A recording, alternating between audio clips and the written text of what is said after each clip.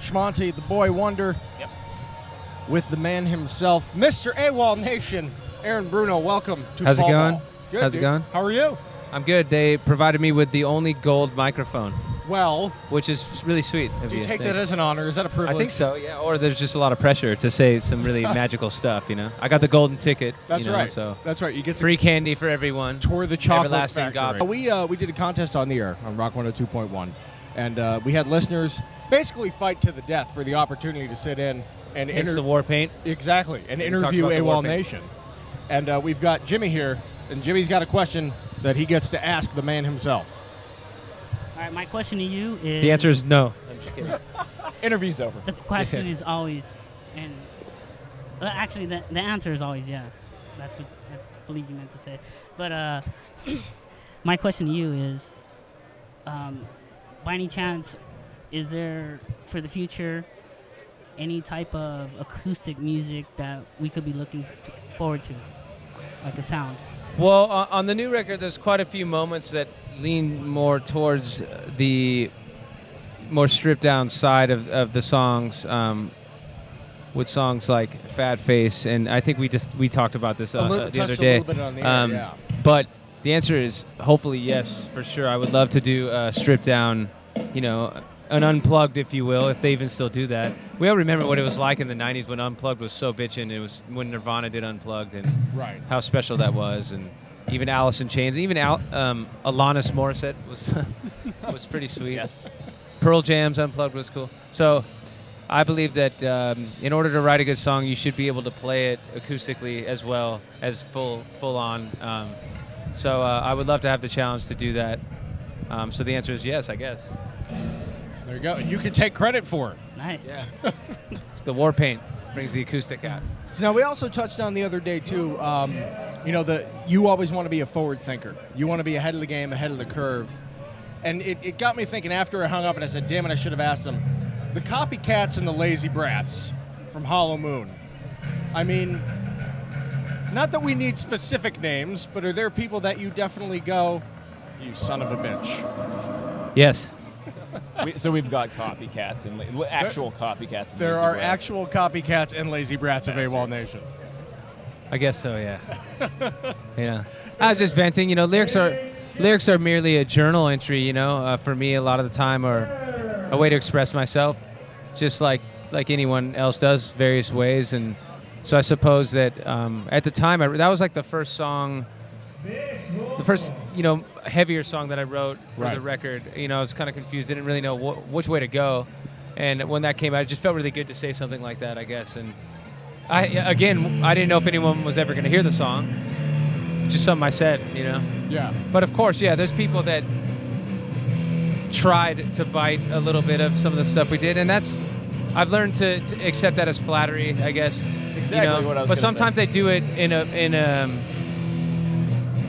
I'm trying to choose my words very carefully, but Oh, right on. sometimes they'll, damage what you've done by doing it in a bad way, if that makes sense. You know. Bastardizing it. Yeah, I guess. Yeah, and I feel that way about music in general. So, if the guys in the band and myself, are driving around after a flight or traveling together, and we're poking fun at certain music that we hear, it's only because we care about music so much. Right. And sometimes you can tell when it's fraudulent or just written to get girls or make money or whatever, you know. Formulaic or whatever, And to me, that damages the integrity of music. So that's all I'm trying to defend, I guess, you know.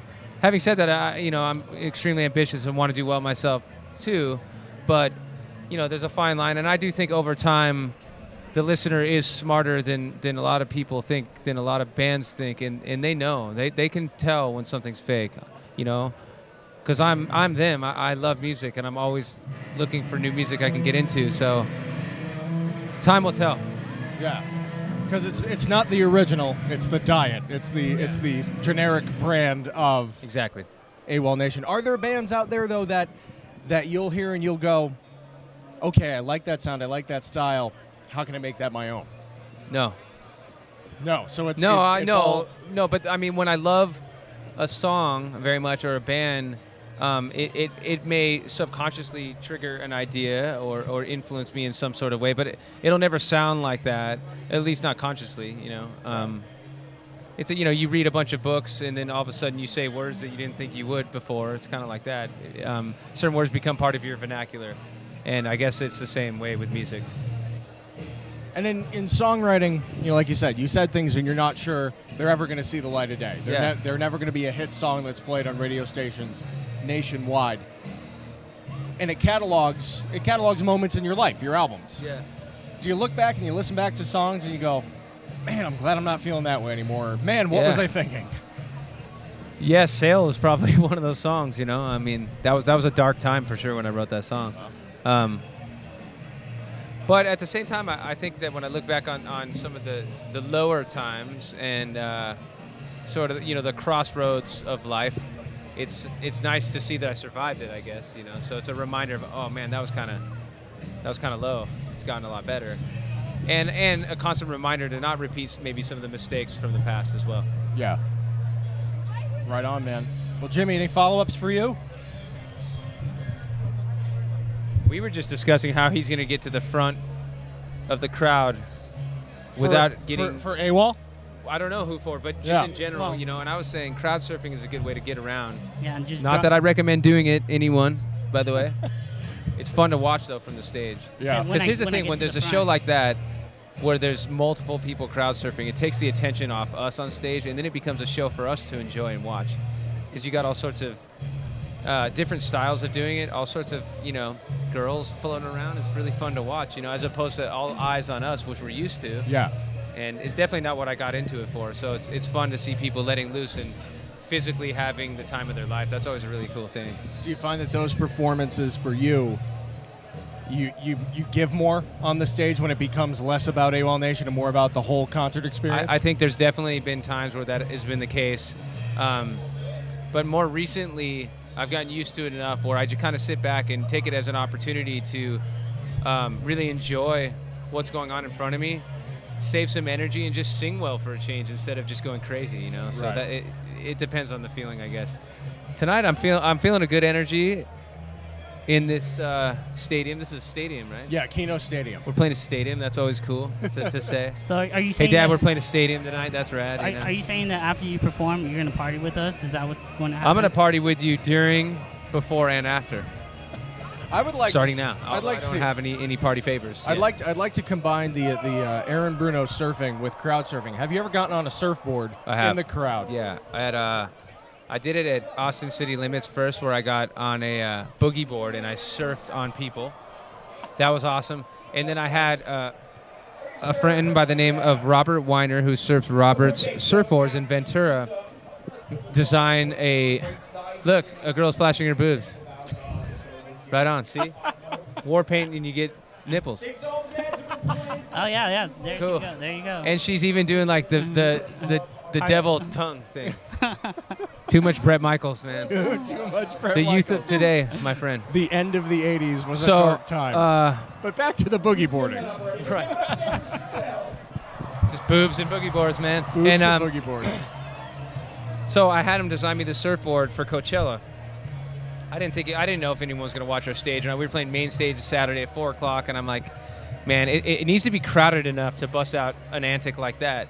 And it was, and I wrote it, and I didn't fall. Got up in one step, scraped my knee a little bit, and don't know where that board is. I think it's in storage somewhere, but that was cool. We brought it out for a little bit on tour. I used it a couple more times, and it was fun. So, yes, I have surfed on top of people on a surfboard that I designed. Because if it had the fins on the bottom, it would hurt someone, Right. So and it the had last to be thing you want is smooth. anyone to be injured. It's all about fun, Exactly. good vibes.